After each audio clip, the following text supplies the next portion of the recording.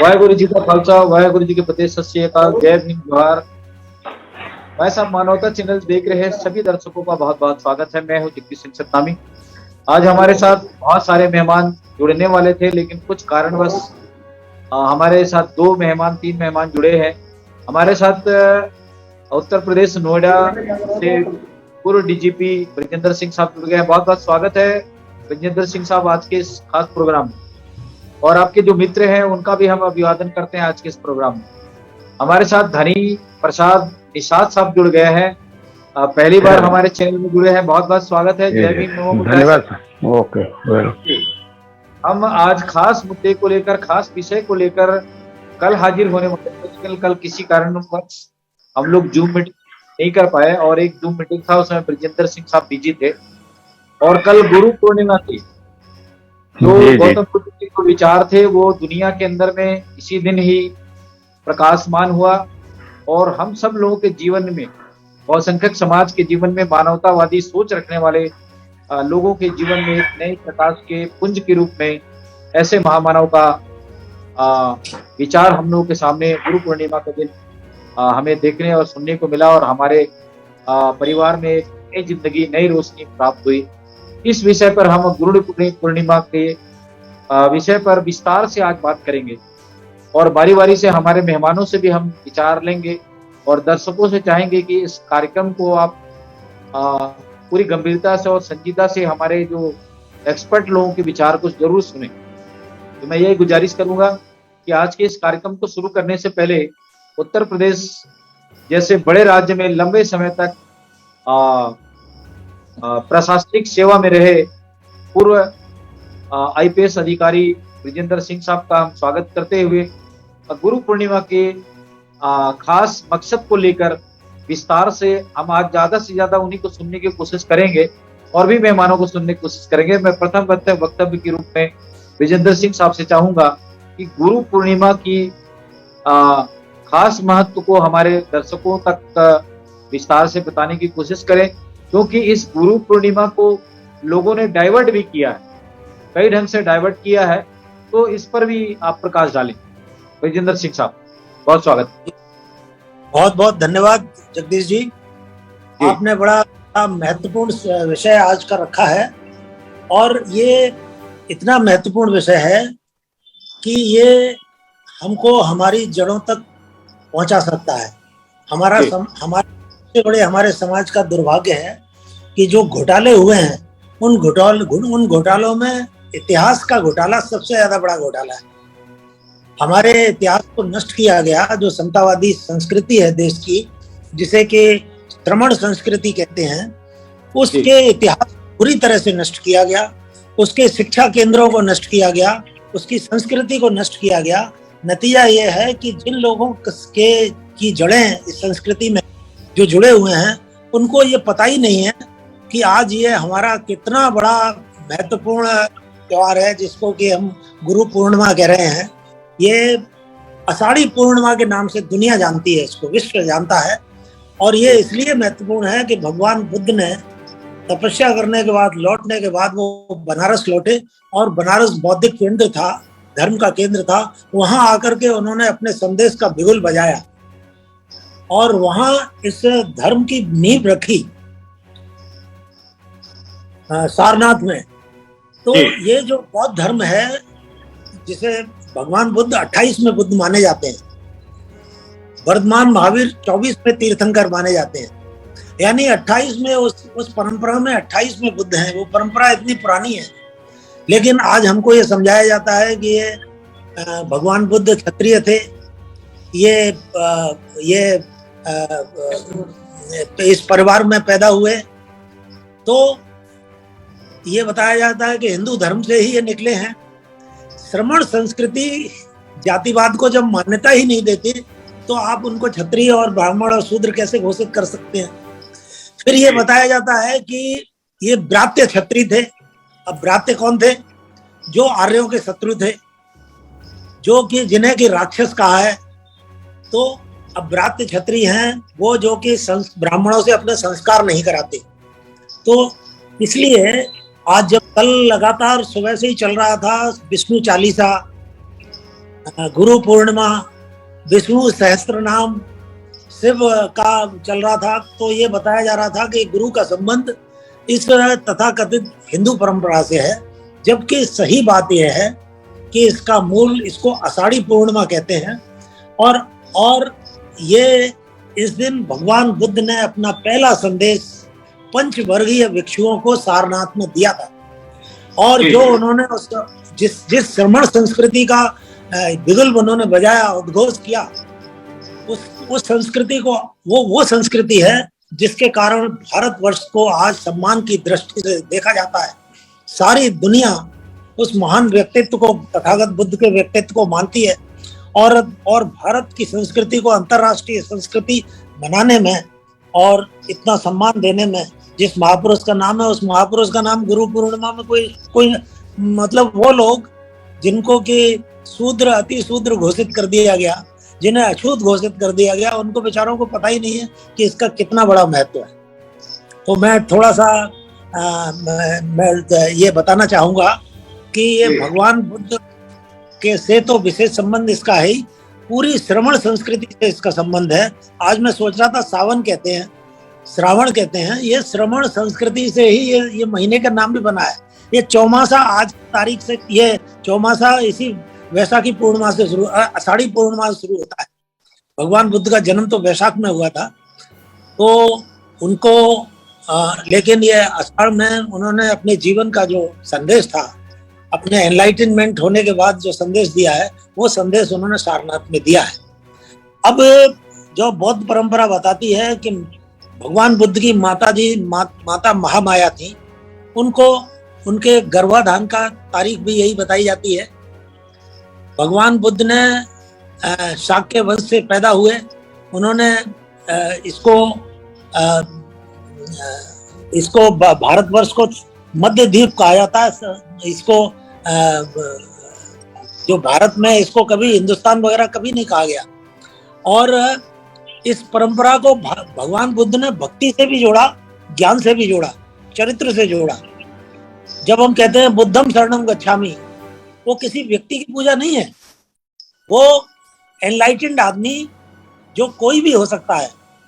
जैसे कबीर कहते हैं तेरा साईं तुझी में जाग सके तो जाग, तो वो कोई एक अलौकिक चीज नहीं है। कभी गुरु का मतलब बुद्ध ने भी बड़ा स्पष्ट कर दिया है कि गुरु का मतलब, इसे बुद्ध पूर्णिमा, गुरु पूर्णिमा कहते हैं, गुरु का मतलब मार्गदर्शक है। वो कहते हैं मैं मार्गदर्शक हूँ, मैं रास्ता बता सकता हूँ, चलना तुम्ही को है। और बुद्ध की शक्ति हमारे हर व्यक्ति के अंदर है। तेरा साईं तुझी में जाग सके तो जाग, उसको जगाने की जरूरत है। तो बुद्ध ने कहा, उसको जगाया। बुद्ध ने ये सोचा, जब वो तपस्या पूरी हुई उनकी, तो उनके दिमाग में विचार आया कि ज्यादातर लोग खा रहे हैं, सो रहे हैं। जैसा कि कबीर भी कहते हैं कि सुखिया सब संसार है, खावे और सोवे, और दुखिया दास कबीर है, जागे और रोवे। तो कहीं ऐसा तो नहीं है कि मैं दुखी हो रहा हूँ, बाकी सब खा पी रहे हैं, सो रहे हैं। लेकिन भगवान बुद्ध इस निष्कर्ष पे पहुंचे कि नहीं, जो इन दुखों से, ऐसे लोग हैं जो इन पर विचार करते हैं और इन दुखों से मुक्ति भी चाहते हैं और इस मार्ग पर चल सकते हैं, तो उनको जगाने की जरूरत है। तो जैसे एक बीज को वृक्ष बनने के लिए एक बड़ी लंबी यात्रा करनी पड़ती है, और अगर वो बीज वृक्ष नहीं बना तो ना तो उसके फूल मिलते हैं, ना उसके मूल मिलता है, ना उससे लकड़ी मिलती है, ना उसका। तो इसी तरह से मनुष्य के अंदर नर से नारायण बनने की शक्ति, मनुष्य के अंदर वो परम शक्ति, इसका एहसास तथागत बुद्ध ने आज इस तारीख में सारनाथ में कराया था। जो संदेश दिया उन्होंने, वो संदेश दो बातों से जाना जाता है, दो प्रतीक हैं उसके। एक धर्म चक्र कहते हैं और एक भव चक्र कहते हैं। धर्म चक्र का मतलब उन्होंने ये धर्म को जो बताया, बड़े आजकल तो धर्म का मतलब जैसे ब्राह्मण परंपरा है, उसमें धर्म का मतलब कहते हैं वर्णाश्रम धर्म। और ये बात सही है कि हर धर्म दो हिस्सों में बटा होता है, एक कर्म कांड, एक ज्ञान कांड। तो जो ब्राह्मण धर्म है उसका कर्म कांड है, उसको मीमांसा कहते हैं, और जो ज्ञान कांड है उसको वेदांत कहते हैं। तो उसी से ये वर्णाश्रम धर्म जुड़ा हुआ है। तो आज उसको तो सब जानते हैं, लेकिन जो समतावादी संस्कृति थी उसको नष्ट कर दिया। उसको वो लोग जिनको कि अछूत घोषित किया गया, जिनको शूद्र घोषित किया, उनको भी विचारों को पता नहीं है। इसलिए ये बड़ा महत्वपूर्ण बात है कि आपने इसको प्रश्न को उठाया है, और लोगों को जानना चाहिए कि ये दिन जो है कितना बड़ा महत्वपूर्ण है, आषाढ़ी पूर्णिमा, कि भगवान बुद्ध की माँ को गर्भ इस दिन बताया जाता है। भगवान बुद्ध ने श्रमण संस्कृति का जो रास्ता पकड़ा, गृह त्याग किया, वो भी आज ही की तारीख में किया, इसी आज की मतलब गुरु पूर्णिमा के दिन। उन्होंने राहुल का जन्म भी इसी तारीख को इसी दिन बताया जाता है। और उसके अलावा ये जो संदेश दिया है भगवान बुद्ध ने, धर्म का संदेश दिया है, अष्टांगिक मार्ग का, आचार आर्य सत्यों का, ये भी इसी दिन दिया है। और जब संघ का निर्माण किया है, तो जो कहा है भिक्षुओं को कहा, 5 भिक्षु थे, उनमें जब उन्होंने संदेश दिया तो उसमें कौंडिन्य सबसे सीनियर मोस्ट थे, वही उसको समझ पाए उनके संदेश को। वो इतना गंभीर संदेश था कि बाकी 4 नहीं समझ पाए। तो उनको वो जो धर्म की धारा में आने वालों में सबसे पहले कौंडिन्य को बताया गया। आचार्य कौंडिन्य जो भगवान बुद्ध के प्रमुख शिष्यों में 5 शिष्यों में एक थे, सीनियर। और जब उनको फिर भेजा गया है दुनिया में संदेश देने के लिए, तो भगवान बुद्ध ने ये महसूस किया कि कोई भी लड़ाई, कोई भी परिवर्तन बिना संघ के नहीं हो सकता, बिना संगठन के नहीं हो सकता। तो ये संगठन का निर्माण किया है। तो जब उन्होंने कहा है चरे वेत भिक्खु, बहुजन हिताय बहुजन सखाय लोकानुकंपाय, चलते रहो, प्रचार करो, प्रचारक उन्होंने तैयार किए। और आज दुनिया ये जानती है कि जितना बड़ा संघ भारतवर्ष में बौद्ध संघ हुआ है, दुनिया में कोई इतना अनुशासित और इतना बुद्धि से संपन्न कोई संघ आज तक नहीं हुआ। तो इसलिए अगर हमें अपनी परंपराओं को जानना है, समझना है, तो हमको जरूरी है कि हम इसको आषाढ़ी पूर्णिमा के महत्व को समझें। और ये भी हमको समझना चाहिए कि आप देखते हैं जब विष्णु का अवतार घोषित किया, तो ये बात कब पता चली कि ये विष्णु के अवतार नहीं है? कितने लोग हमारे जानते होंगे? 1937 में प्रिंसेप ने जब वो पढ़ा लुम्बिनी का स्तंभ, और उसने जब पढ़ा उस भाषा को, वो डबल भाषा में थी, क्योंकि सम्राट अशोक का राज्य अफगानिस्तान तक था। तो वहाँ की भाषाओं में जब कंपेयर किया, जब पढ़ा, तो ये पता चला कि गौतम बुद्ध इतिहास पुरुष है, ये विष्णु के अवतार नहीं है। अब विष्णु कौन है? तो विष्णु तो राक्षसों का वध करते हैं। अगर आपने विष्णु पुराण नहीं पढ़ा है तो पढ़ना चाहिए। उसमें एक चैप्टर है नग्न विषयक प्रश्न, नंगों के बारे में। तो आप भी उसको गीता प्रेस से, गोरखपुर से, मुझे वो किताब, कभी मैं गोरखपुर में था तो उन लोगों ने भेंट की थी, तो बाई चांस मैं उसे देख रहा था। उसमें लिखा कि ये नंगे कौन है? नंगे वो हैं जिन्होंने वेद त्रयी का त्याग कर दिया है। उस भगवान बुद्ध के समय में 3 वेद थे, 4 वेद नहीं थे। त्रैविद्य ब्राह्मण कहते हैं, जब भी उपदेश देते हैं तथागत बुद्ध तो त्रैविद्य ब्राह्मण कहते हैं। तो वो उसमें लिखा हुआ है विष्णु पुराण में कि ये नंगे कौन है? तो नंगे वो हैं जिन्होंने वेद त्रयी का त्याग कर दिया। ये अपने को बुद्ध कहते हैं, अरिहंत कहते हैं, ये साफ लिखा हुआ है उसमें। और फिर इसके बाद एक कहानी के जरिए समझाया गया है उसमें कि अगर इनके दर्शन भी हो जाते हैं तो मनुष्य को चाहिए स्नान करे, क्योंकि सारे दिन के पुण्य नष्ट हो जाते हैं। और अगर स्नान नहीं है तो सूर्य स्नान कर ले, सूर्य की तरफ ताक ले। तो एक स्टोरी उसमें दी हुई है, मैं 2 मिनट और लूंगा, बड़ी इंपॉर्टेंट स्टोरी है और गौर से सुनिएगा उसे। राजा सद्धनु और शैब्या दोनों आ रहे हैं और सामने से वो भिक्षु एक पड़ जाता है। तो वो या तो जैन भिक्षु है या बौद्ध है, और वो कभी तक्षशिला विश्वविद्यालय में पढ़े थे। तक्षशिला में राजकाज करने वाले राजपुत्रों के बच्चे पढ़ते थे। तो शिष्टाचार के नाते वो राजा पूछ लेता है,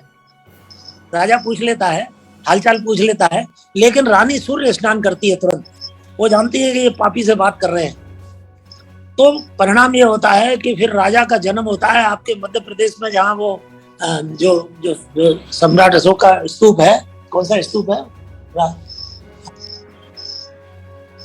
भोपाल के पास में जो स्तूप है, चांस की बात है, मुझे याद नहीं आ रहा, बहुत बड़ा स्तूप है बौद्धों के इतिहास में, जैसे अजंता एलोरा है, इस तरह से।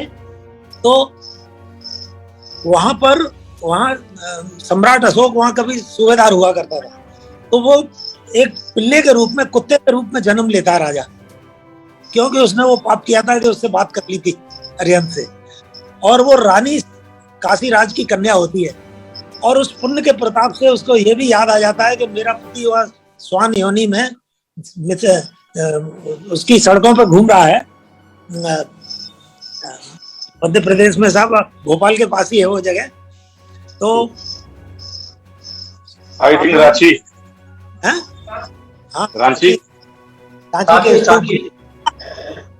तो वो जाकर के, कुत्ते की ये फितरत होती है कि अगर उस पर हाथ प्यार से फेरो तो चाटने लगता है।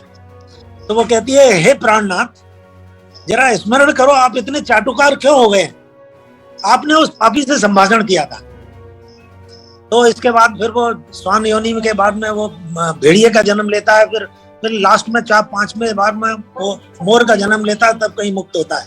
तो ये किस तरह से नफरत फैलाई गई है, किस तरह से हमारे इतिहास को नष्ट किया गया है कि हमारे इतिहास में एमए में पढ़ रहे हो वो विद्यार्थी।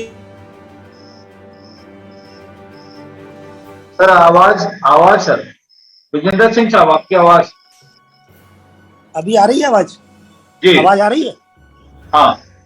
हमारे जो पढ़े लिखे लोग हैं, जो हिस्ट्री में, इतिहास में एमए किए हुए हैं, एक लड़की से मैंने पूछा ये श्रमण संस्कृति क्या है, इतिहास में एमए कर रही थी, वो ऐसे आसमान देखने लगी। तो जो जिस संस्कृति ने इस देश को दुनिया की संस्कृति बनाया, इतना सम्मान दिया, जिसे भगवान बुद्ध और सम्राट अशोक और चंद्रगुप्त मौर्य और ऐसे अजंता, एलोरा और सांची के स्तूप, अमरावती के स्तूप, इतनी बड़ी संस्कृति जिससे जुड़ी हुई है, और इतिहास का विद्यार्थी ये भी न जाने कि वो श्रमण संस्कृति का क्या अर्थ है। तो ये बड़े दुर्भाग्य की बात है। आज का ये मौका ऐसा है जहां पर कि हम इसको हम समझते हैं कि ये भगवान बुद्ध का ही उपदेश नहीं है। ये भगवान बुद्ध ने अपने मिशन की शुरुआत की है सारनाथ से, संघ का वो रखा है। और सबसे बड़ी चीज है कि वो लोग ये कहते हैं गुरु को जैसे अलौकिक पुरुष बताया है, बुद्ध ने कभी अलौकिक नहीं माना, साधारण मनुष्य माना है और मार्गदर्शक माना है। और उन्होंने ये कह दिया कि कल्याण मैं नहीं कर सकता, कल्याण आप करोगे। एक मंगल सूत्र है, महामंगल सूत्र, उसको जब पढ़ते हैं तो उसमें कहते हैं, पहले सूत्र में 3 बातें बताते हैं कि मूर्खों की संगत मत करो, असेवनाचा बाला नाम, मतलब बाल बुद्धियों की संगत मत करो, विद्वानों की संगत करो, सही जगह पे निवास करो, अपना निवास स्थान उपयुक्त, और अपना समय का सदुपयोग करो। 3 बातें पहले सूत्रों में बताते हैं। कोई ऐसा आत्मा परमात्मा की बात नहीं करते। जब वो कहते हैं कि धर्म चक्र को बताते हैं तो उसमें अष्टांगिक 8 तिलियां हैं, उनकी बराबर की दूरी वो समता की प्रतीक है, वो न्याय की प्रतीक है। वो जो उनकी हब है, वो कहते हैं उसमें जो एक्सेल है वही सिर्फ स्थिर है, बाकी सब घूम रहा है। और ये जो भव चक्र है, आपने कभी कहा होगा, तिब्बत में बहुत मशहूर है, उसको सीपा खोरलो कहते हैं।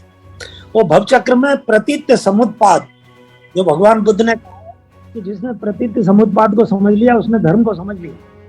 प्रतीत्य समुत्पाद क्या है? प्रतीत्य समुत्पाद कार्य कारण का मतलब है कि आदमी के दुखों की एक श्रृंखला है, अगर इसको तोड़ा जाएगा तभी दुख टूटेंगे। ये अविद्या से संस्कार होते हैं, संस्कार से विज्ञान होते हैं, विज्ञान से नाम और रूप, नाम और रूप से षडायतन, षडायतन से स्पर्श, स्पर्श से वेदना, वेदना से तृष्णा, तृष्णा से उपादान, उपादान से भव, भव से जाति और जाति से जरामरण। इसमें ये मनुष्य दुखों के चक्कर में फंसा हुआ है। आदमी लोभ और स्वार्थ, राग, द्वेष, मोह, 3 शत्रु इसके माने गए हैं। वो जो चित्र है उसमें 3, एक कबूतर दिखाया गया है, अंदर एक सांप दिखाया गया है और एक सुअर दिखाया गया है। वो जो सुअर है वो प्रतीक है मूर्खता का, जड़ता का, स्टूपिडिटी का। सांप है वो क्रोध का प्रतीक है, अहंकार का प्रतीक है। और कबूतर है वो मोह का प्रतीक है, राग का प्रतीक है। तो ये इतने बड़ा संदेश, एक वैज्ञानिक सोच का संदेश दिया है धर्म चक्र, भव चक्र के जरिए। 28 में बुद्ध हुए, पूरी एक परंपरा है इसको। शायद आप एक बात और बता दूं आपको, बात मैंने थोड़ा लंबा हो गई। जैनियों के जितने भी बड़े बड़े त्योहार हैं वो सभी इस चौमासे में शुरू होते हैं, चतुर्मास। तथागत बुद्ध ने 45 वर्षावास किए थे, उसमें 25 वर्षावास अकेले श्रावस्ती में किए थे। 4 महीने एक जगह रह करके धर्म का प्रचार करना था। तो जैनों के जितने बड़े बड़े त्योहार हैं वो इसी में होते हैं। उनका एक त्योहार है जिसको 10 धर्म का त्योहार कहते हैं, 10 दिन मनाया जाता है, वो बड़े व्रत वगैरह रखते हैं। तो ये बड़ी क्रांतिकारी दर्शन है, समतावादी दर्शन है, जातिवादियों को सूट नहीं किया, इसलिए उन्होंने इनको बदनाम किया। भगवान बुद्ध को बैसाख नंदन कहा। बैसाख नंदन, बैसाख कहते हैं गधा जैसे लेटता है, बुद्ध से बुद्धू कहा गया, राक्षस कहा गया। तो इस देश के जब इतिहास को तोड़ा है,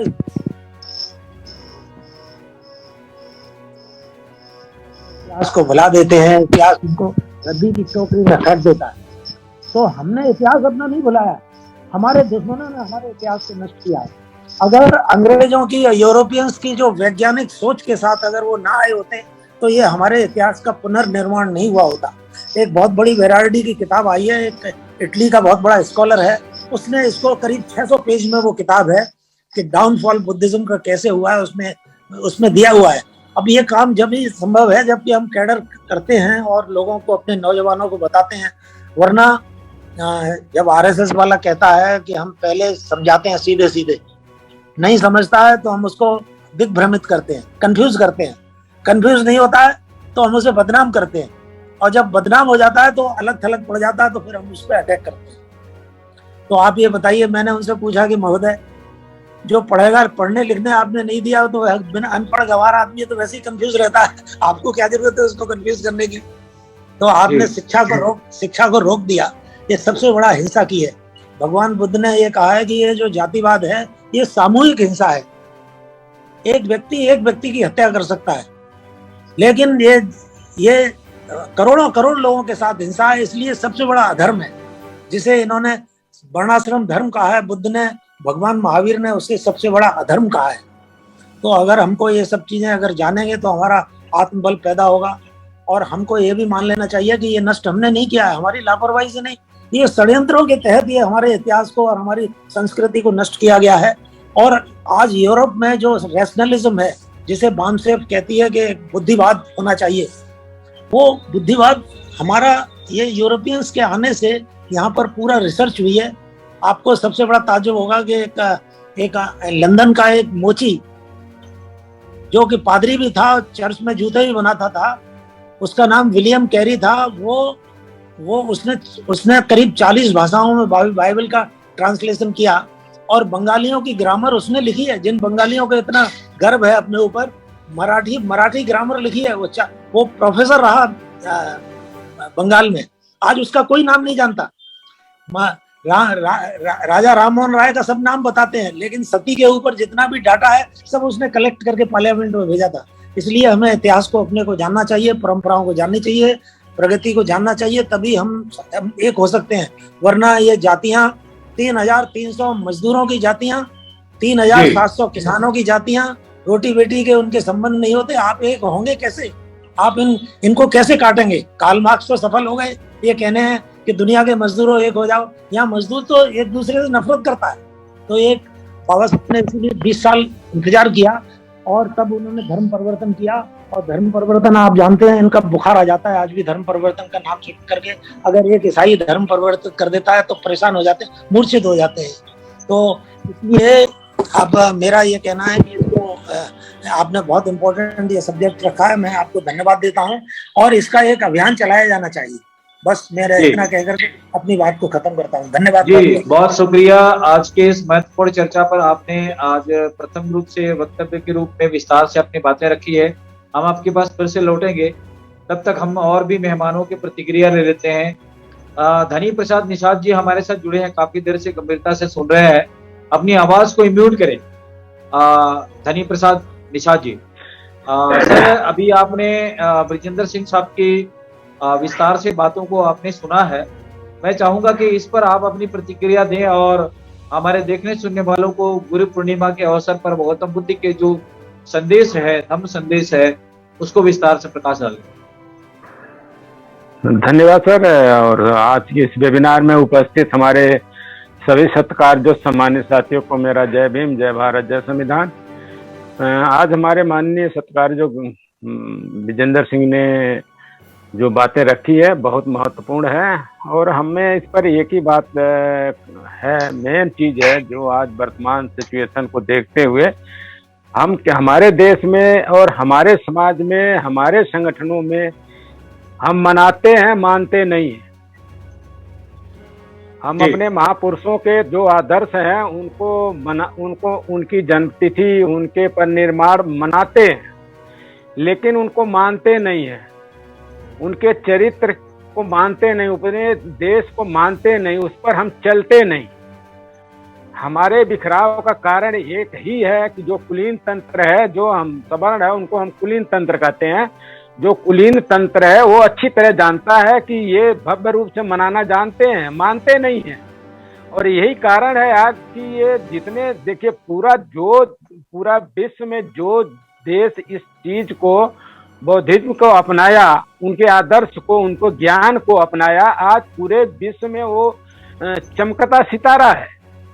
लेकिन हमारे देश में ही ये विद्या उत्पन्न हुई, यही से चला सिस्टम, लेकिन हमारे देश ने उसको नकार दिया। नकारा क्यों? कि हमारे देश में ये परिवर्तन क्यों नहीं हो रहा। मैं हट के थोड़ा बात कर रहा हूँ सर, माफी देना, अगर आपको हो सके तो आप बोल देना, मैं नहीं कहूँगा। जब तक शोषित और शोषक का धर्म एक होगा, शोषण नहीं रुकेगा। और यही कारण है हमारे देश में कि हमें शोषक वर्ग शोषितों के धर्म को विचलित न हो, इसी धर्म में मर्ज करके रखा जाए, ताकि ये हमारी जो प्राचीन परंपरा है, सनातन व्यवस्था है, सेम टू सेम कायम रहे। इसलिए इसके लिए वो जी जान से, तन मन धन से काम कर रहा है और दिन रात काम कर रहा है।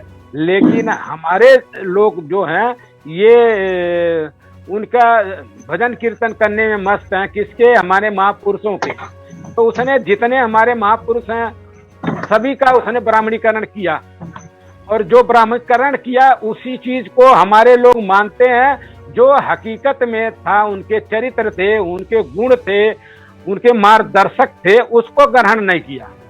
अब हमारे सम्मानित लोगों का ये हक, ये बनता है कि वो इस समाज को किस तरह से गाइडलाइन देंगे ताकि ये वर्तमान की सिचुएशन जो बनती जा रही है भयंकर, उसको डाइवर्ट किया जाए और हर आदमी ये समझे कि ये हमारा दोस्त कौन, दुश्मन कौन है, हमारा मान सम्मान अपमान उसको महसूस हो।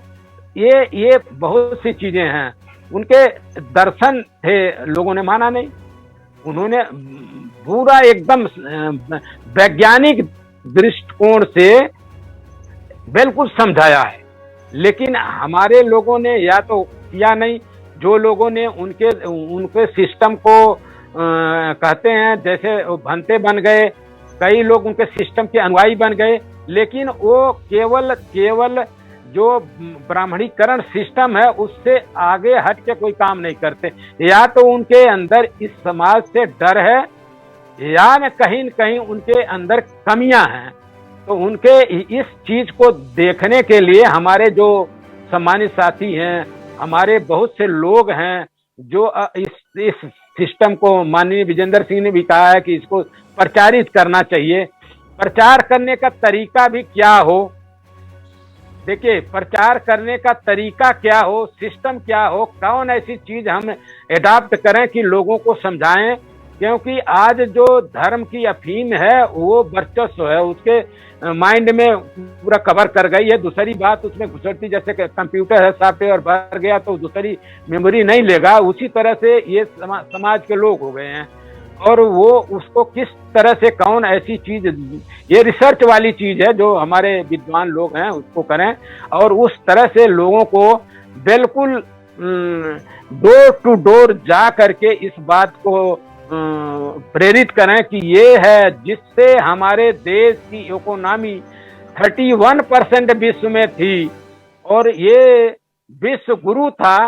वो सभ्यता हमें अडॉप्ट करनी चाहिए, वो रास्ता हमें अडॉप्ट करना चाहिए, वो बुद्धि पर हमें चलना चाहिए। जिस महापुरुष की बुद्धि विवेक से ये देश विश्व गुरु बना, वो हमें स्पर्श करना चाहिए। बौद्ध धर्म में उन्होंने स्पष्ट किया है कि बौद्ध दर्शन में सभी पदार्थों के 3 भागों में विभाजित किया गया है। ये है स्कंद, आयतन और धातु। ये हमारे शरीर के स्ट्रक्चर हुआ, चाहे पूरे स्ट्रक्चर को उन्होंने बताया है। विश्व की सभी वस्तुएं इन्हीं तीनों में से किसी एक प्रक्रिया में बांटी जा सकती हैं। यह स्कंद धातु और आयतनों के अटूट परिवर्तित परिपाटी को संसार कहा जाता है। इन तीनों को अनित्य, अनात्म, अध्रुव कहा गया। ये सभी मरण धर्म अर्थात नश्वर हैं। बुद्ध का सारा दर्शन इस एक सूत्र अनित्य, दुख, अनात्म में आ जाता है। अब उन्होंने बहुत अच्छी तरह से समझाया है। हरदम हर क्षण प्रक्रिया होती रहती है, इसीलिए नश्वर है। लेकिन हमें दूसरे लोगों ने इसको उल्टा ब्राह्मणीकरण सिस्टम से समझाते हैं। वो दिन रात लगे होते हैं तो हमारा आदमी उस ब्राह्मणीकरण सिस्टम को जल्दी अडॉप्ट कर लेता है। लेकिन हमारे लोग जो आज बने हुए इस सिस्टम में क्या इस तरह के साइंटिफिक ज्ञान है, उनके समझाने के तरीके बताए जा रहे हैं कि या वैसे ही उस वस्त्र में लपेट करके उनको आगे कर दिया जा रहा है। तो बहुत से हमें मिले हैं, बनते भी बहुत से हैं जो इस सिस्टम को चलाते हैं। वो तो महागुंडे हैं, वो बदमाश हैं। मैं तो यहाँ आप सभी लोग जानते हैं दिल्ली में है लक्ष्मी नगर में वो क्या है, बनते हैं कि पता नहीं कैसे हैं। तो ऐसे लोग हमारे जब इस धर्म नहीं है तो इस तरह से विज्ञान, उन्होंने तथागत गौतम बुद्ध जी ने मूर्ति पूजा की खंडन किया। उन्होंने कहा मूर्ति पूजा छोड़ो, बिल्कुल खंडन किया। और सबसे ज्यादा विश्व में तथागत गौतम बुद्ध की मूर्तियां लोगों ने बना ली। हमारे भी लोगों ने मूर्ति रखते हैं, शादी में मूर्ति रखते हैं, हर जगह मूर्ति। मैं हर जगह विरोध करता हूँ, भाई मूर्ति न रखो, फोटो मत रखो, उनके चरित्र को ग्रहण करो। चित्र ही चरित्र का हनन करता है। तो इसलिए हमेशा चित्र के तरफ न आकर्षित होकर उनके चरित्र के तरफ आकर्षित होना चाहिए। तो इस तरह से बातें इन पर जितना भी कहा जाए कुछ कम है। बहुत इनका जो सिस्टम है बहुत है। 84 अरे 28 में ये तथागत थे, 27 और भी हुए हैं। तो लेकिन उन्होंने जो सिस्टम एडाप्ट किया है उस पर हमें चलने की जरूरत है। और इन्हीं बातों के साथ मैं अपनी बात को विराम देता हूँ। पुनः जी बहुत शुक्रिया धनी प्रसाद निषाद जी। मैं हमारे साथ जगतार सिंह साहब जुड़ गए हैं दिल्ली से। उसके बाद में विजेंद्र सिंह साहब के जो उसके मित्र हैं उनसे भी हम बात करेंगे। जगतार सिंह जी, जैसा कि अभी दो मेहमानों ने गुरु पूर्णिमा के अवसर पर गौतम बुद्ध के सम्यक विचारों को लेकर अभी तथागत गौतम बुद्ध के धम्म विचार को अपने साथ साझा किया है। मैं चाहूंगा कि आप भी एक इस सच मार्ग को आप एडॉप्ट करते हैं और मानते हैं, और यही सच धर्म है। सच्चा धर्म जो है गौतम बुद्ध का था। तो आप गुरु नानक की साहब की फिलॉसफी को लेकर और गौतम बुद्ध के जो धम्म के सिद्धांत को अगर मिलाते हैं तो उन्होंने भी पंचशील का सिद्धांत दिया था।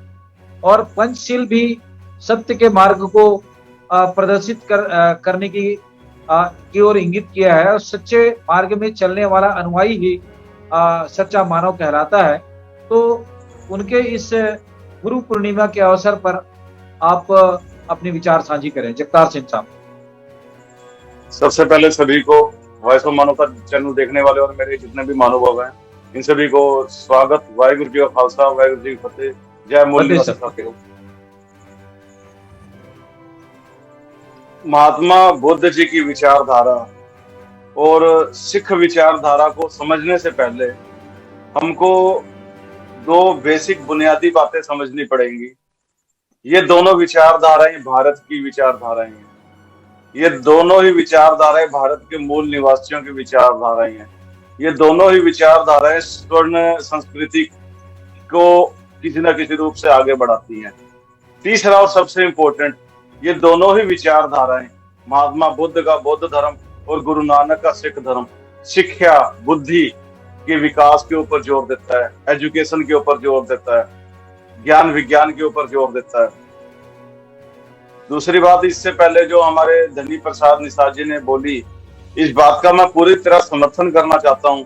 और इस बात का मैं ही समर्थन नहीं कर रहा, मैं कोई नहीं होता समर्थन करने वाला। गुरबाणी भी, गुरु ग्रंथ साहिब जी के 1372 अंग के ऊपर कबीर जी की वाणी है। भक्त कबीर जी इसी बात का समर्थन करते हैं।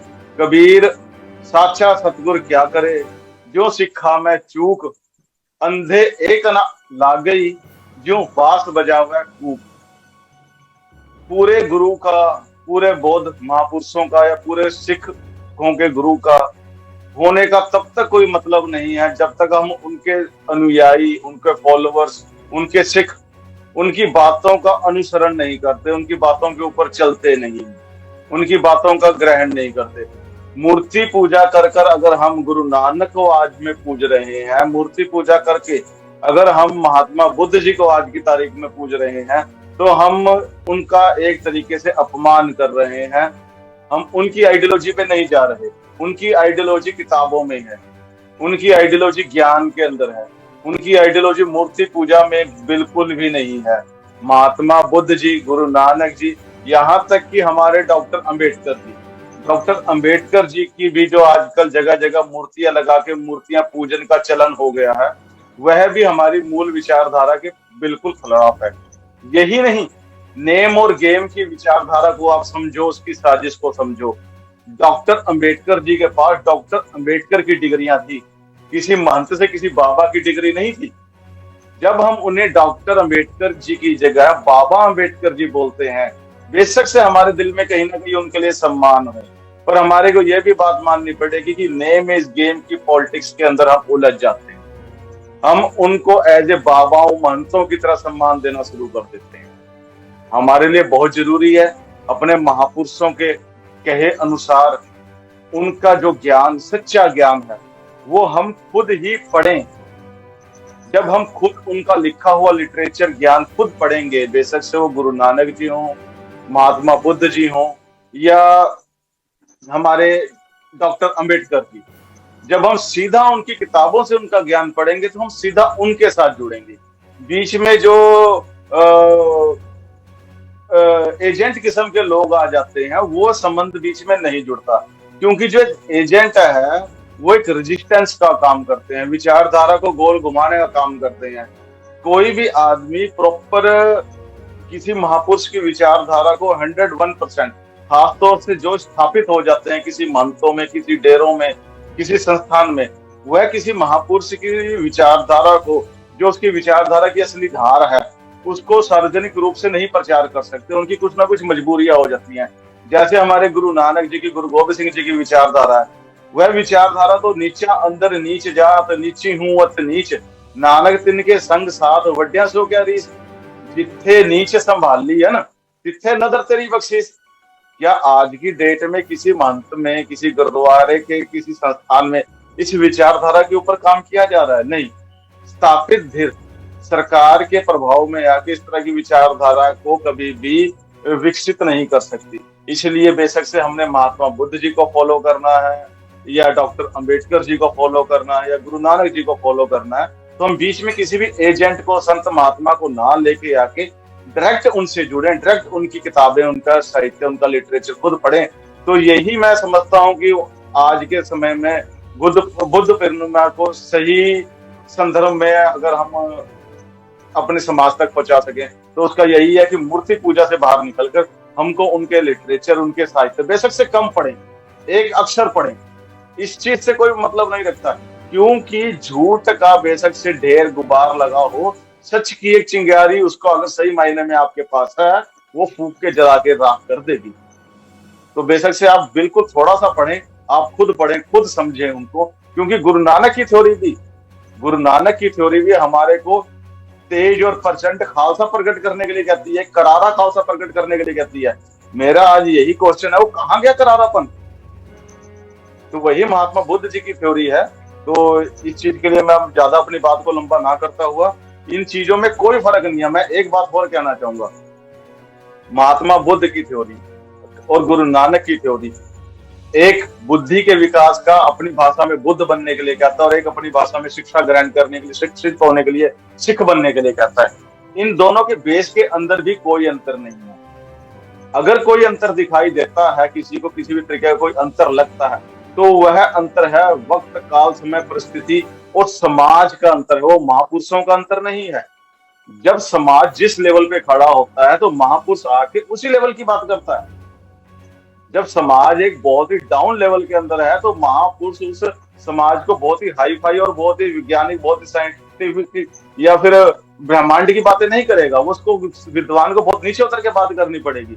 तो जो विद्वान ने अगर कोई बात कोई छोटे लेवल पे अगर करी है किसी भी विद्वान ने, तो जिस चीज को आजकल लेके शोर मचाया जा रहा है कि बुद्ध की विचारधारा ऐसी है या उसकी विचारधारा ऐसी है, उस चीज को समझने से पहले हमारे कोई समाज की जिस ग्राउंड पे महात्मा बुद्ध जी ने काम किया उसको समझना पड़ेगा।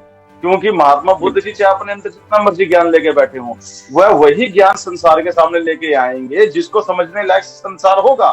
और आप यकीन मानो, जो महात्मा बुद्ध जी ने हमारे को कैपेबल समझ के हमारे को ज्ञान दिया, हम वो ज्ञान भी प्रॉपर नहीं ले सके, तो महात्मा बुद्ध कितना ज्ञान रखते होंगे आप समझ सकते हैं। इन्हीं बातों के साथ में अपने वक्तव्य को ज्यादा बड़ा न करते हुए, जो हमारे महापुरुष, बहुत शुक्रिया जगतार सिंह साहब, आपने बहुत ही अच्छे ढंग से डिफाइन करने की कोशिश की है और इस संदर्भ में आपने दोनों मेहमानों की विचारों को भी व्याख्या के रूप में रखा है। मैं ब्रिजेंद्र सिंह साहब के पास, उनके जो मित्र हैं, उनसे भी चाहूंगा कि लंबे समय से हमारे वक्ताओं की बातें सुन रहे हैं, तो उनसे भी चाहूंगा कि वो भी अपने विचार साझी करें और उसके बाद में फिर हम अगले विचार को लेकर मैं ब्रिजेंद्र सिंह साहब के पास फिर से जाऊंगा। तब तक वो अपने मित्र की वाणी को भी, विचारों को भी साझी करने के लिए उन्हें आमंत्रित करें। हाँ, वो इस वक्त अभी उपलब्ध नहीं है, थोड़ा कहीं जी तो मैं आपसे ही अगला सवाल को लेकर फिर से चाहूंगा कि जिस ढंग से जो बुद्ध के विचार हैं, उनको दुनिया के जिन जिन देशों ने उनके विचारधारा को, उनकी फिलॉसफी को अडॉप्ट किया, वो देश कितने विकसित देश हुए, कितना अग्रणी देश कहलाता है। आप उनके उन देशों के विकास के माध्यम से, उनकी वैज्ञानिक सोच के माध्यम से आप अंदाजा लगा सकते हैं ये बुद्ध का विचार कितना महान है।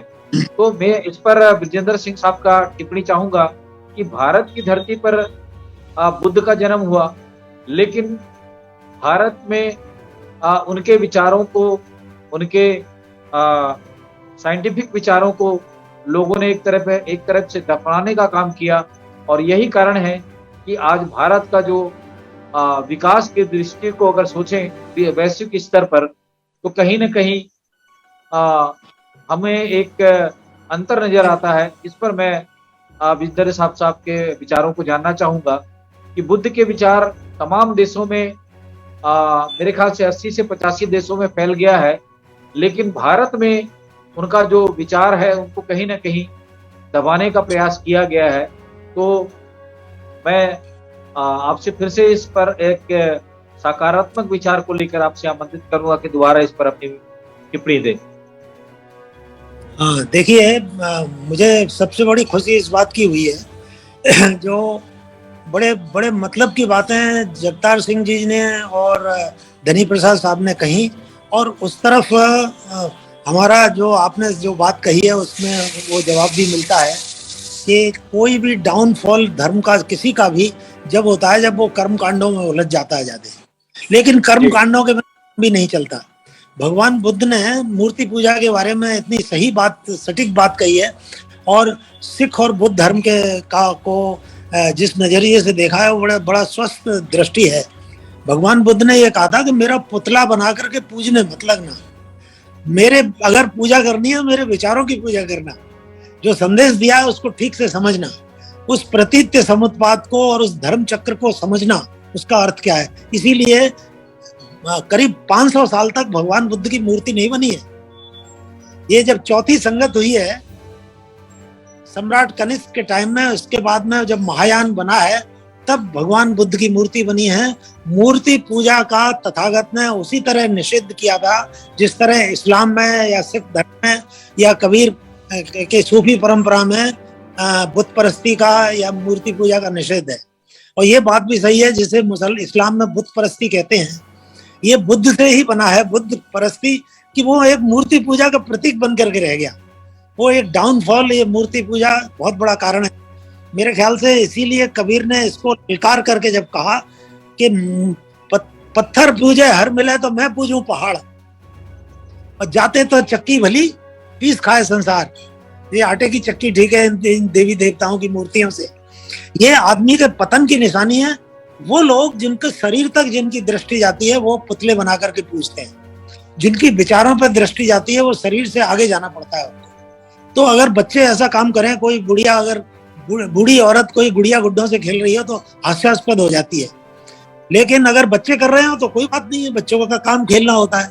तो ये बाल बुद्धि जो है इनके कारण मेरे ख्याल से पतन हुआ है। मैं दूसरी चीज और एक कहना चाहता हूँ, जगतार सिंह जी ने कहा कि सिख और बौद्ध धर्म, सिख और बौद्ध धर्म नहीं, ये पूरी संत मत जिसे कहते हैं या जिसे भक्ति कहते हैं, जो कबीर और गुरु नानक जी और रैदास जी और ये तमाम जो लोग हुए हैं जो कि तौहीद में यकीन करते हैं, यानी मूर्ति पूजा में बिल्कुल नहीं मानते। तो इन लोगों की एक विशेषता है, आपने देखा होगा बुद्ध ने मुक्ति का मार्ग क्या बताया, बुद्धम शरणम गच्छामि, धम्मम शरणम गच्छामि, संघम शरणम गच्छामि।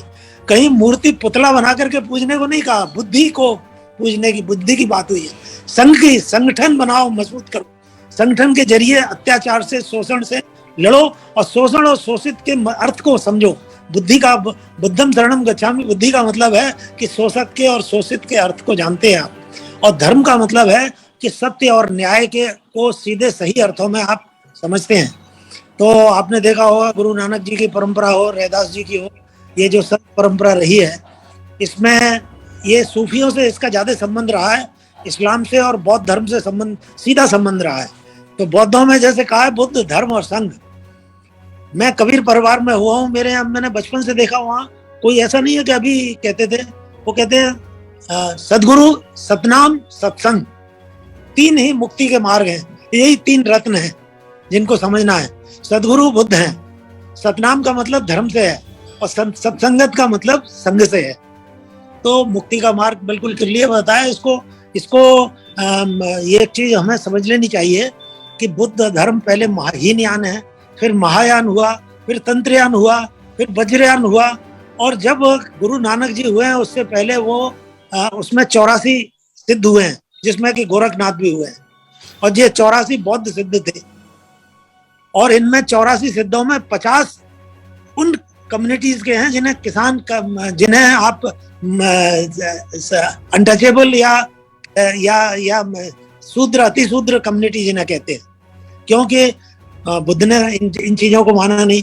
एक बात मैं और कहना चाहता हूँ, बुद्ध का एक बड़ा धम्मपद एक बड़ा ग्रंथ है इम्पोर्टेंट, उसमें एक सवाल करते हैं वो, उसके 4थे चैप्टर में, उस बुग्गो में वो कहते हैं, को एवं पठे विजयति, ये कौन इस पृथ्वी को विजय करेगा, देवताओं सहित हम लोग को कौन विजय करेगा।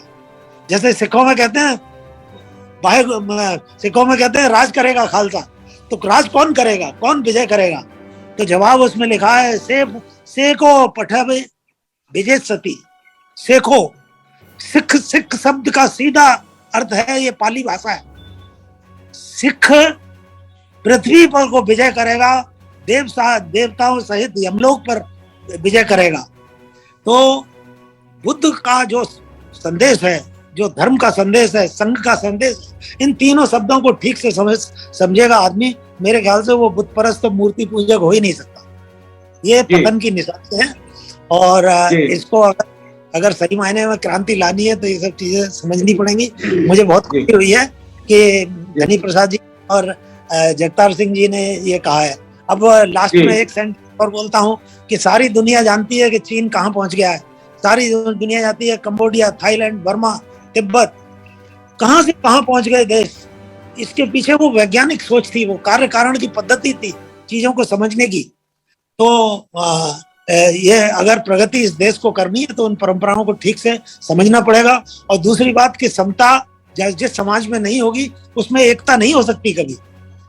जिसे वर्णाश्रम धर्म कहा है वो तो नफरत फैलाने की सीढ़ियां है, इसमें हजारों जातियों में बांट दिया है। और इसीलिए कबीर कहते हैं कि इससे ज्यादा कुकर्म नहीं, इससे ज्यादा दुष्कर्म नहीं है, इससे बढ़ के कोई दुराचार नहीं है कि मनुष्य के बीच में भेदभाव की दीवारें खड़ी की जाए। बस मैं इतना ही कहता हूँ। और मेरे ख्याल जो मकसद है वो मैंने कर दिया। थैंक यू, बहुत बहुत बहुत धन्यवाद जी। बहुत शुक्रिया ब्रजेंद्र सिंह साहब। मैं मेघराज सिंह साहब जो हमारे स्क्रीन पे आ चुके हैं, उनसे भी चाहूंगा कि आज के इस गुरु पूर्णिमा के अवसर पर तमाम हमारे दर्शकों को आज की जो सकारात्मक विचार हुई है इस पर अपने विचार रखें। वाहेगुरु जी का खालसा, वाहेगुरु जी की फतेह। मैं देखो, जब बुद्ध के बारे में हमने सुना है कि जब बुद्ध को ज्ञान हुआ था तो सबसे पहले उन्होंने एक बात बोली थी कि मैं ब्राह्मण को नहीं मानता, यानी ये ब्राह्मणों को रिजेक्ट किया। तो अगर मैं उनको ज्ञान हुआ तो ब्राह्मण को रिजेक्ट कर दिया, तो आज ब्राह्मण को हम ब्राह्मण की किसी न किसी तरीके से बात करते रहते हैं कहीं ना कहीं वो। तो ये जो लोग हैं इन्होंने भ्रम का जो फैला रखा है ना, जाड़े जितने भी बुद्धिस्ट संगठन है या सिख संगठन है, जितने भी वामसेव के संगठन है, कितने भी संगठन है हमारे भारत में, ब्राह्मण को सबसे पहले अधर्मीय घोषित करना चाहिए ताकि लोगों को उसके जाल से बाहर निकाला जा सके। और बुद्ध की बात को समझने के लिए इंसान को बुद्धि का इस्तेमाल करना पड़ेगा, तब बुद्ध को समझना पड़ेगा। बुद्धि का इस्तेमाल वही कर सकता है जो इंसान सच बोलता है, ईमानदार से काम करता है। जिनको ईमानदारी सच्चा है ही नहीं किसी के अंदर, तो बुद्धि का इस्तेमाल नहीं कर पाएंगे। क्योंकि बुद्ध के ज्ञान को अगर कहते हैं, उन्होंने खुद कहा कि बुद्ध जो है ना, स्वयं का दीपक, मतलब खुद का दीपक खुद बनो। अभी तक मैं जब से बुद्ध पैदा हुआ और आज तक मुझे नहीं लगता किसी को बुद्धि का इस्तेमाल किया हो किसी ने। अगर बुद्धि का इस्तेमाल किया होता तो बुद्ध के जैसे बन जाते और बुद्ध के जैसे चमक जाते। तो ऐसा लग रहा है कि बुद्धि का इस्तेमाल कम करते हैं और पीछे दौड़ने का इस्तेमाल ज्यादा करते हैं दूसरे के पीछे। तो ब्राह्मणों को अधर्मी घोषित करके यहाँ पर इसी के जाल से निकाल सकते हैं लोगों को। और हम चैलेंज भी करते हैं ब्राह्मणों को, पहले भी चैलेंज किया था कि 1.25 लाख ब्राह्मणों से हम विचार चर्चा करने के लिए तैयार हैं। ब्राह्मण अधर्मी है, उनको कोई धर्म का कोई ज्ञान नहीं है। जो जात पात को मानता है, वर्ण व्यवस्था को मानता है, ऊंच नीच को मानता है, वो धार्मिक हो ही नहीं सकता। तो बुद्ध का सबसे पहले ज्ञान ये है कि ब्राह्मण को मैं नहीं मानता। तो बुद्ध का सबसे पहला फर्ज ये बन रहा है कि ब्राह्मणों को छोड़े मानना, उनके जो त्योहार उनको छोड़े और बुद्ध को समझने के लिए बुद्धि का इस्तेमाल करें। सच्चाई सच ही एक ऐसा फार्मूला है, परमामीटर है, जो मतलब सही को समझता है, सही और गलत को पहचान सकता है। तो बुद्ध पूर्णिमा पर सबको, पूरे विश्व के लोगों को लाख लाख बधाई। थैंक यू, शुक्रिया, धन्यवाद जी। बहुत शुक्रिया आज के इस परिचर्चा पर जो भाग लिए उन सभी। जगतार सिंह साहब कुछ कहना चाहेंगे, विचार रखें, लास्ट कमेंट। मैं भाई हमारे ब्रजेंद्र सिंह जी की मैं बात का समर्थन करता हूं, क्योंकि मैंने एक विद्वान सुने थे, शायद मनोज सिंह धुवन जी थे, जिन्होंने सभी धर्मों का अध्ययन करने के बाद में सिख धर्म के अंदर आए। तो उन्होंने जो अभी श्लोक थोड़ी देर पहले हमारे ब्रजेंद्र जी ने बोला शिखा के ऊपर, उसी के प्रमाण देके उनकी जो खुद की रिसर्च थी, निजी रिसर्च थी, उसके अनुसार से वो कह रहे थे कि अगर महात्मा बुद्ध जी को अपने जीवन के अंदर 20-25 साल अगर और मिल जाते तो वो भी शिखा केश रख रहे थे, वो भी शस्त्रधारी हो रहे थे, तो वो भी सिखी स्वरूप में आ रहे थे। तो सिखी स्वरूप का और बौद्ध जी के जो अंतिम प्रवचन जो है, अंतिम उनकी जो मूर्तियां हैं, अंतिम उनके जो व्यवहार जो नोट किए जाते हैं रिसर्च के अंदर बुद्धिजीवियों द्वारा, वो ये बताते हैं कि दाढ़ी केस और शस्त्र रख के वो भी एक जो सिखिज्म का जो वेशभूषा है, विचारधारा है, वो बौद्ध महात्मा बुद्ध जी लेके आ रहे थे। और इस चीज को हमको मानना पड़ेगा कि चाइना और जापान के अंदर जो दुनिया के देश हैं, वहां बौद्ध उस तरह के नहीं है जिस तरह के बौद्ध हमारे भारत के अंदर एज ए बकरी, एज ए गऊ बना दिए गए हैं सिर्फ अपना शोषण करवाने के लिए। और वहां पे वो शस्त्रधारी हैं, हथियार बन रहे हैं। मेरे कहने का भाव ये है। तो इन दोनों विचारधाराओं को, सिख विचारधारा और बौद्ध विचारधारा को आपस में काट के मत देखा जाए। मेरा मेन कहने का मतलब यही है। थोड़े दिन पहले मैं एक विद्वान की बात सुन रहा था, वो कह रहे थे कि अगर आपके गुरु नानक जी इतने बड़े महान विद्वान थे, साइंटिस्ट थे, तो उन्होंने गुरुद्वारे क्यों खोले, उन्होंने कोई लेबोरेटरियां क्यों नहीं खोली। एक तथाकथित विद्वान द्वारा ये क्वेश्चन पुट किया गया था। तो वहां पे भी मैं यही आंसर देना चाहूंगा जो मैं महात्मा बुद्ध जी के बारे में देना चाहता हूँ, कि हमें किसी महापुरुष की विचारधारा, उनकी सोच के ऊपर क्वेश्चन पुट ना करके ये देखना चाहिए कि उन्होंने किस धरती पे काम किया, किन लोगों के बीच काम किया। आज हम इतने विकसित हो गए, आज भी हमारे को नहीं पता कि कहाँ दूध पीना चाहिए और किस चीज को कैसे यूज करना चाहिए। ठीक है, तो उस जमाने के अंदर अगर हम ऐसी कोई बहुत बड़ी ज्ञान विज्ञान की बातें करें, चाहे महात्मा बुद्ध करें, चाहे गुरु नानक करें, हालांकि उन्होंने करी, हमारी समर्थ से बाहर जाके उन्होंने करी, पर वो हम आज भी उन चीजों को समझने के कैपेबल नहीं है। धन्यवाद जी जी, बहुत शुक्रिया जगतार सिंह जी, आपने दोबारा फिर से अपनी बात रखी। मैं विजेंद्र सिंह जी के जो साथी हैं उनके घर में आए हुए हैं, उनसे भी मैं चाहूंगा कि वो अपना परिचय देते हुए आज की इस महत्वपूर्ण चर्चा पर अपने विचार रखें। जी, जय भीम, नमो बुद्धाय। जी, नमो बुद्धाय। मेरा नाम देवेंद्र सिंह बघेल है और मैं पेशे से एडवोकेट हूँ। जी, मूल निवासी में हाथरस का हूँ और हाथरस से मेरी धर्मपत्नी सांसद रही हैं श्रीमती सारिका सिंह 2009 से 14 तक। जी जी, आदरणीय विजेंद्र सिंह जी के संपर्क में मैं करीब 6-7 साल से हूँ और इनसे मिलने से पहले मैं बैकवर्ड और शेड्यूल कास्ट और माइनॉरिटी के लोगों का जो है समर्थक तो था, लेकिन इनसे मिलने के बाद मैंने महसूस किया कि अगर देश को अंतर्राष्ट्रीय स्तर पर बहुत आगे ले जाना है तो ये गुरु नानक साहब, हमारे कबीर साहब और महात्मा बुद्ध के सिद्धांतों के बल पर ही इसे आगे ले जाया जा सकेगा। और जब तक ये ब्राह्मणवाद का खात्मा नहीं होगा तब तक बात बनने वाली नहीं है। और मैं तो इनका इससे पहले, चूंकि मैं एडवोकेट भी हूँ, तो मैंने जितना गुरु नानक साहब के बारे में पढ़ा अपने शैक्षिक जीवन, शिक्षा, अपने विद्यार्थी जीवन में, और मैंने जितना महात्मा बुद्ध के बारे में पढ़ा, लेकिन आईपीएस विजेंद्र सिंह जी के मिलने के बाद में मैं ये कह सकता हूँ, मुझे ज्ञान पर्याप्त हो या ना हो इस विषय पर, लेकिन हाँ, मैं अब बुद्धिस्ट हूँ और मैं इस विचारधारा पर आगे बढ़ने का, चलने का काम करूंगा और ज्यादा से ज्यादा मैं ज्ञान इस पर अर्जित करने का कोशिश करूंगा और जो मुझे मिलेगा वो मैं अपने समाज में, अपने वर्ग में मैं उसको बांटूंगा। जी, बहुत शुक्रिया, बहुत शुक्रिया सर, आपने बहुत महत्वपूर्ण विचारों पर आपने अपनी प्रतिक्रिया दी है। बहुत शुक्रिया हमारे साथ जुड़ने के लिए। मैं आज की इस परिचर्चा को समाप्त करने से पहले आज के हमारे जो विशेष वक्ता है विजेंद्र सिंह साहब को मैं चाहूंगा कि सभी के जो मेहमान हैं उनकी बातों को एक सारांश के रूप में आज की इस गुरु पर्व के अवसर पर, गुरु पूर्णिमा के अवसर पर, जो दुनिया के सर्वश्रेष्ठ विचार कहे जाने वाले, सतनाम का विचार कहने जाने वाले, सत्य के मार्ग की ओर सत्य की खोज करने वाले उस महान धम्म विचार के इस गुरु पूर्णिमा के अवसर पर उनकी विस्तृत संक्षिप्त में अपनी विचार साझी करें। जी, मैं ये समझता हूँ कि जो ये संदेश दिया है संतों ने सामाजिक एकता के लिए, अखंडता के लिए और न्याय के लिए, उसके लिए उसमें इन महापुरुषों को ठीक से समझना पड़ेगा।